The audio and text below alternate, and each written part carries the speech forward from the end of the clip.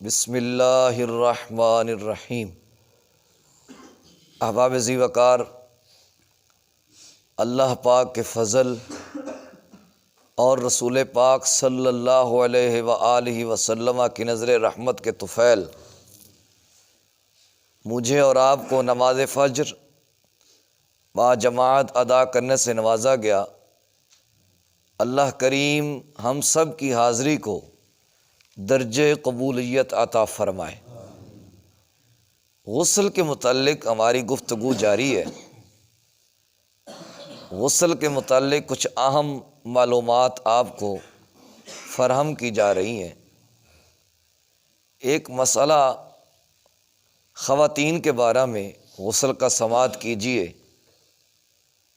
ایسی عورت جس پر غسل واجب ہو چکا ہے اور وہ غسل کرنا چاہتی ہے، لیکن موسم سرما کی وجہ سے اب وہ پورے سر پر پانی نہیں بہانا چاہتی، تو مسئلہ تو یہ ہے کہ سر کے بالوں سے لے کر پاؤں کے ناخنوں تک پورے جسم پر پانی بہانا فرض ہے۔ اب وہ عورت کیا کرے گی؟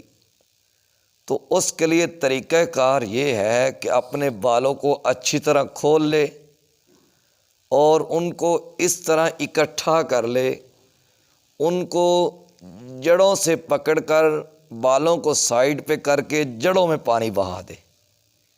مسئلہ سمجھ آ گیا؟ بالوں کو پکڑے، اس طرح اکٹھا کرے اور ان کی جڑوں سے پکڑے، بالوں کو سائیڈ پہ کر دے۔ جو بالوں کی جڑیں ہیں ان کے اندر پانی بہا دے تو اس کا غسل مکمل ہو جائے گا۔ اب یہ عورت پاک ہو جائے گی۔ اس کے متعلق کچھ اہم احتیاطیں آپ کی خدمت میں اور بھی گوش گزار کرنی ہے۔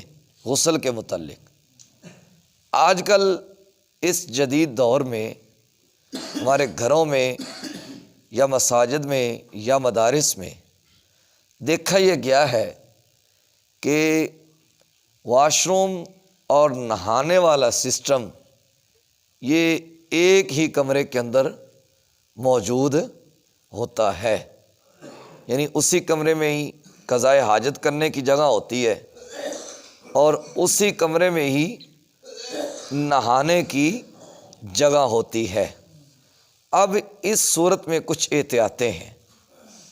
اگر تو شاور لگا ہوا ہے، یعنی جس کو ہم چلاتے ہیں تو اوپر سے پانی بندے کے جسم پر گرتا ہے، پھر تو بہت اچھی بات ہے۔ یہ تھوڑا سا خاموشی کنٹرول کیا کریں، مجھے گفتگو پھر بھولنے لگ جاتی ہے، آپ کی مہربانی ہوگی۔ یقیناً آپ کو تکلیف ہے لیکن تھوڑا سا برداشت کرنے کی کوشش کیا کریں۔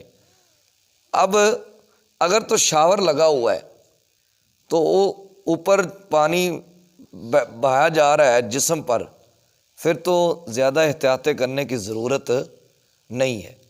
لیکن اس میں بھی پہلی احتیاط یہ ہے کہ جب ہم قضائے حاجت کے لیے جائیں تو جسم کے جس حصے پر نجاست لگی ہوئی ہے، جسم کے جس حصے پر نجاست لگی ہوئی ہے اس کو قضائے حاجت والی جگہ میں اچھی طرح صاف کر لیں۔ قضائے حاجت والی جگہ پہ اچھی طرح صاف کر لیں، کیونکہ ایسا نہ ہو کہ جب ہم نہانے لگیں تو اس نجاست سے جو پانی لگے وہ نیچے گرے اور اس سے جو چھینٹے پڑیں وہ جسم پر پڑیں، اور اس سے جسم کے ناپاک ہونے کا اندیشہ بھی ہوتا ہے اور بندے کے ذہن کے اندر وسوسے آنے کی بیماری بھی پیدا ہو جاتی ہے۔ یہ جو کچھ لوگ ہوتے ہیں نا جن کو وسوسے آتے ہیں، ان سے پہلا سوال یہ کیا کریں، ان میں سے اکثر و بیشتر لوگ وہ ہوتے ہیں جو نہانے والی جگہ پہ پیشاب کرنے والے ہوتے ہیں۔ نہانے والی جگہ پہ پیشاب کرنے والے ہوتے ہیں، مطلب یعنی واش روم سے ہٹ کر جہاں پہ کھڑے ہو کے نہا رہے ہیں نا، جسم پر پانی پڑ رہا ہے، اگر اسی دوران چھوٹا پیشاب کے کچھ قطرے آ جاتے ہیں یا پیشاب آ جاتا ہے، وہیں پہ کھڑے کھڑے پیشاب کر دیا۔ یہ بالکل غلط طریقہ ہے۔ اس سے بندے کا حافظہ بھی متاثر ہوتا ہے، بندے کی طہارت بھی متاثر ہوتی ہے اور بندے کے اندر وسوسے کی بیماری آ جاتی ہے اور بندہ بات بات پہ پھولنے لگ جاتا ہے۔ تو پہلی احتیاط یہ ہے، اگر شاور لگا ہوا ہے تو نجاست کو اچھی طرح واش روم میں صاف کر لیں۔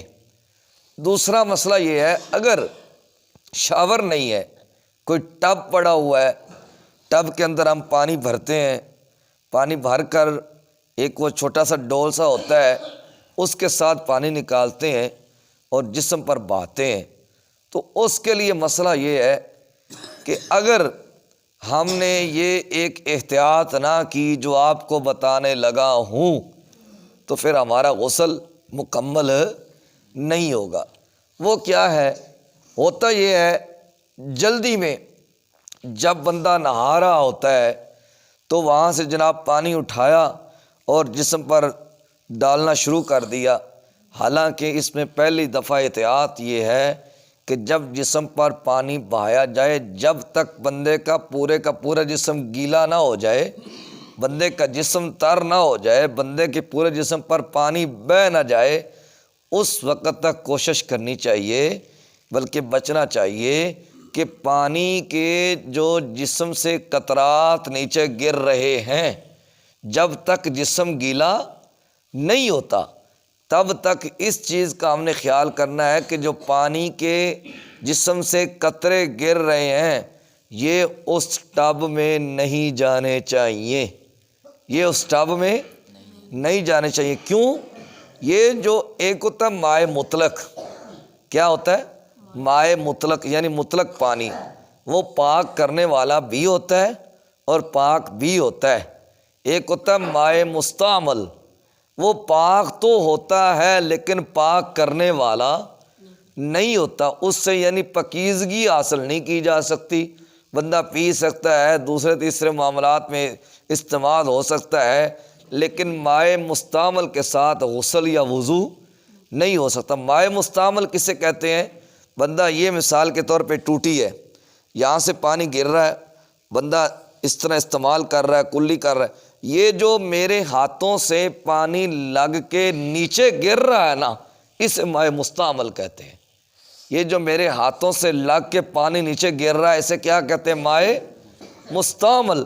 اب یہ پانی پاک تو ہے لیکن پاک کرنے والا نہیں ہے، یعنی اس سے پاکیزگی حاصل نہیں کی جا سکتی، پاکیزگی حاصل نہیں کی جا سکتی۔ تو ایسے ہی اگر مثال کے طور پہ ہم نے ٹب سے پانی لینا ہے تو جب تک بندے کا جسم اچھی طرح گیلا نہ ہو جائے تب تک ہمیں اس چیز سے احتیاط کرنی ہوگی کہ جو میرے جسم سے قطرے نیچے گر رہے ہیں وہ کہیں ٹب کے اندر نہ چلے جائیں۔ اگر وہ ٹب کے اندر چلے گئے تو وہ سارے کا سارا پانی مائع مستعمل ہو جائے گا اور اس سے نہ تو وضو ہو سکتا ہے نہ غسل ہو سکتا ہے۔ ہاں، اگر جسم اچھی طرح گیلا ہو جائے، جسم پہ اچھی طرح پانی بہہ جائے، پھر اگر ٹب میں کچھ قطرات گر بھی جائیں تو کسی قسم کا کوئی حرج نہیں ہے۔ تو نہانے والی جگہ پہ پیشاب نہیں کرنا چاہیے۔